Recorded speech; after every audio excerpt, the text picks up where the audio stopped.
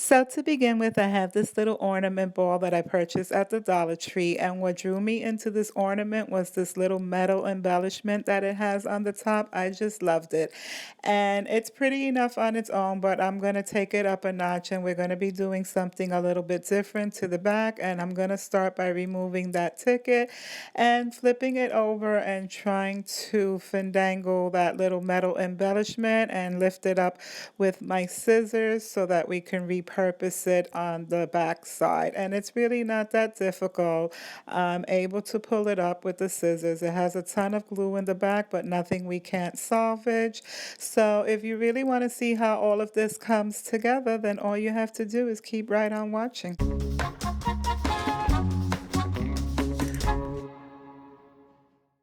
So now we're going to hit it with a coat of this white paint to ensure that our vinyl goes on evenly. And so I'm just going to continue as such and then allow it some drying time. And here's what it should look like after hitting it with that coat of white paint and allowing it to dry.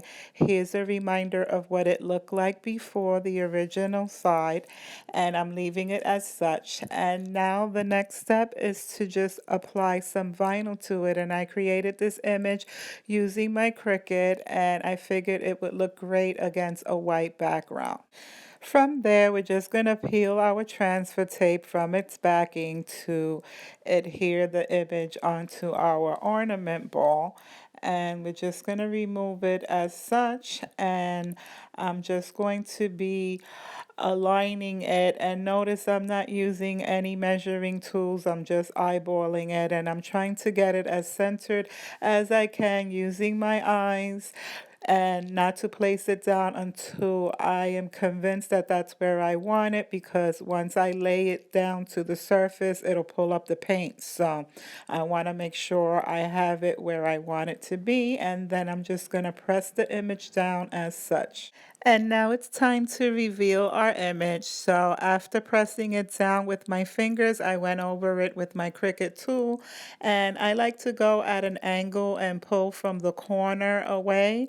And this way I have a little bit more control and I'm able to push down on the surface as I'm pulling at the same time so that I can get it off. It's a little bit of a tug of war to get the transfer tape off, but it does come off in one complete swoosh. And there you have it. That's the image. It's completely adhered to the surface. And now we're going to be hitting it with some Mod Podge to seal that vinyl in to protect it.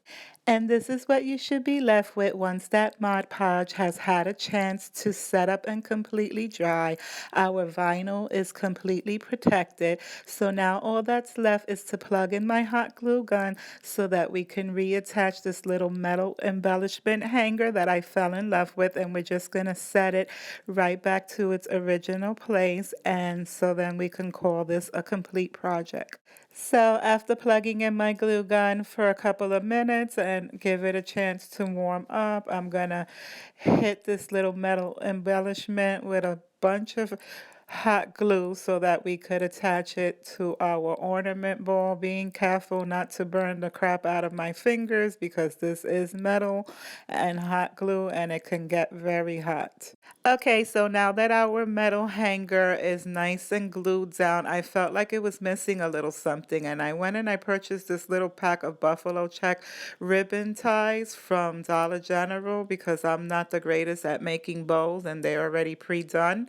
And they come with these little twisty tie thingamajiggies. They kind of resemble like bread ties or garbage bag ties or something. So I'm just going to utilize that same exact tie because they're wired, and I'm just going to feed it right through the little hole hanger portion of that metal embellishment, and I'm going to twist it around the back and call it a finished product. Okay, so the reason why I attached it at an angle and I kind of just catty cornered it to the side is because I didn't want it competing with the vinyl or covering any of the lettering. And so I did go ahead and ducktail the ends as well. And I'm just thinking it gave it that extra little pop. And I did zhuzh the ribbon up a little bit and fluff it up. The beauty of that ribbon is that it's wired, so it, holds holds to whatever position you put it in. And I'm showing you here that I didn't even use any glue, and I just used those little fasteners to attach it. And I'm very pleased with the overall outcome of this project. Now for this next DIY, I have one of these decor sleds that say "Let It Snow" from the Dollar Tree. And it's just a regular Dollar Tree wall decor. So I'm going to start by cutting the tags and removing it. And then I'm going to give it a trusty old sand to take off some of this glitter that it has on it. We're going to go over it with this. And here's a look of what it looks like after taking down most of that glitter and some of that foil shininess that it had on it. And then I'm just going over it with a damp paper towel to remove some of the debris from the sanding so that we could hit it with some of this gray Bear indoor outdoor paint that I got from Home Depot. And this is just a sample little paint that I use in a lot of my crafts, and it gives really good coverage. So I'm just going to continue going over the entire sled and the top portion with my paint. So after giving it 2 coats and allowing it some drying time, I'm ready to go on to the next step, which is to take some of this bare white paint, and I'm barely dipping my brush into that paint. The brush is like almost completely dry, and I'm just ever so gently going over like the raised areas and just slightly brushing it over that gray paint, not to get too heavy-handed, just to give it sort of a weathered, rustic and distressed look. From there, once you're satisfied with your dry brush technique and you allowed it plenty of dry time, it's time to move on to the next step. And I did go ahead and print out another vinyl sheet off my Cricut, but what I did neglect to realize is that I forgot all about this top portion here. So instead of busting out my Cricut again and printing out another vinyl letter sheet, I decided that I'm going to spell out some words using some of these jot letter stickers, and I'm going to spell out North Pole Company over here on the top portion. And I'm just showing you that I'm not using any measuring techniques or anything. I'm just eyeballing it. But this is why you don't press any of the letters down until you're entirely satisfied with the placement, because you could always lift and readjust.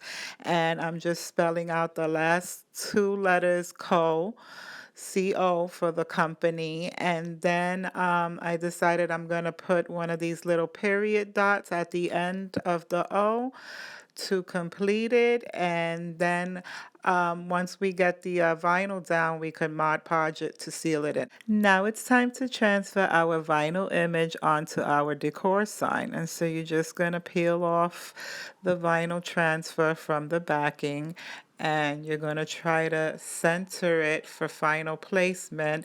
Careful not to press down on it until you're satisfied with the placement. Notice I'm not using any measurement tools, just my eyes here, and I'm going to press it down once I'm satisfied as such.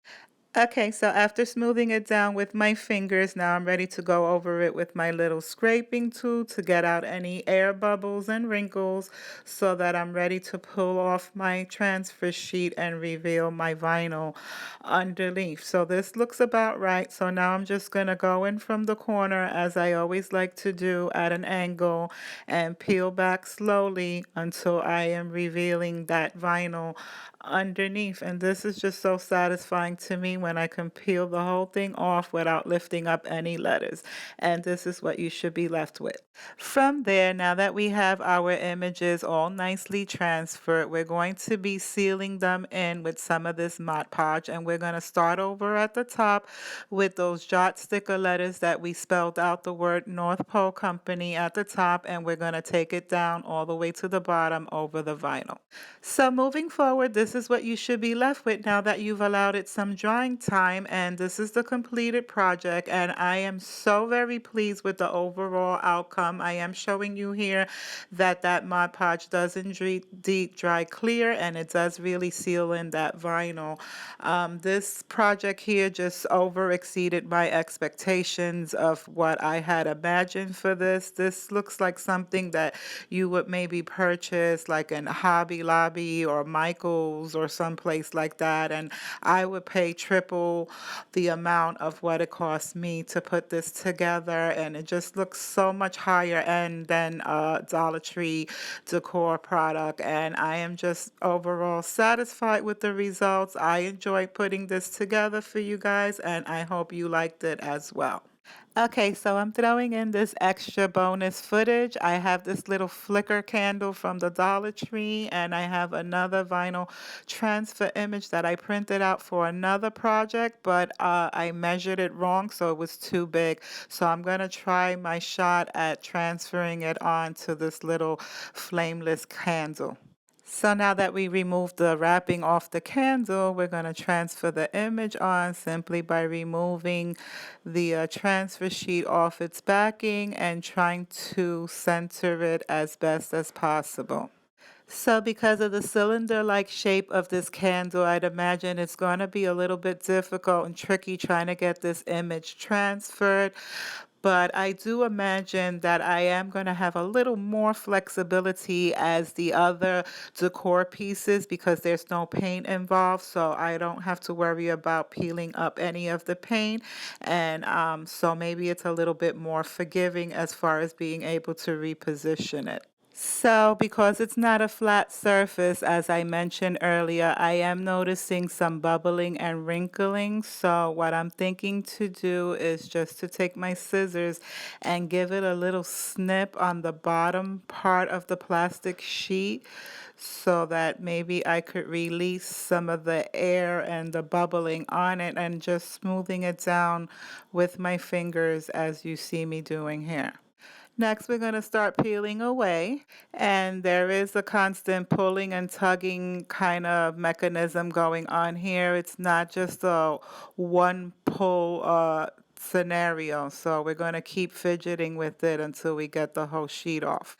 So, note to self and lesson learned. If I had to do it again, I'd stick to some wording and a different type of image. But remember, this was a bonus project upcycle here because this was something that I salvaged. I had already printed out this image for another DIY that I had in mind that didn't turn out. So waste not, want not, I decided to transfer it on to this candle. So overall, I'm pretty satisfied with the way I was able to transfer it down. There was some bubbling and wrinkling or whatever, but I managed to smooth it out. And so now I'm just going to hit it with some of this Mod Podge to seal it in and to keep it from, peeling up.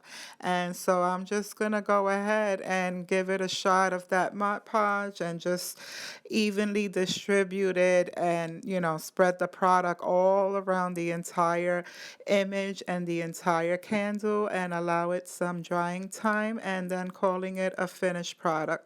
So here's a quick peek at how it looks all lit up with the flameless flicker lighted, and it's still in its drying process. I'm showing you here that it's still a little bit tacky and there are still some wet spots, but we're going to allow it to continue drying. Nonetheless, I wanted to show you how it looked all lit up, and overall, I'm very pleased and satisfied at how it came out and eager to display it with the rest of my decor once I start decorating for the Christmas season.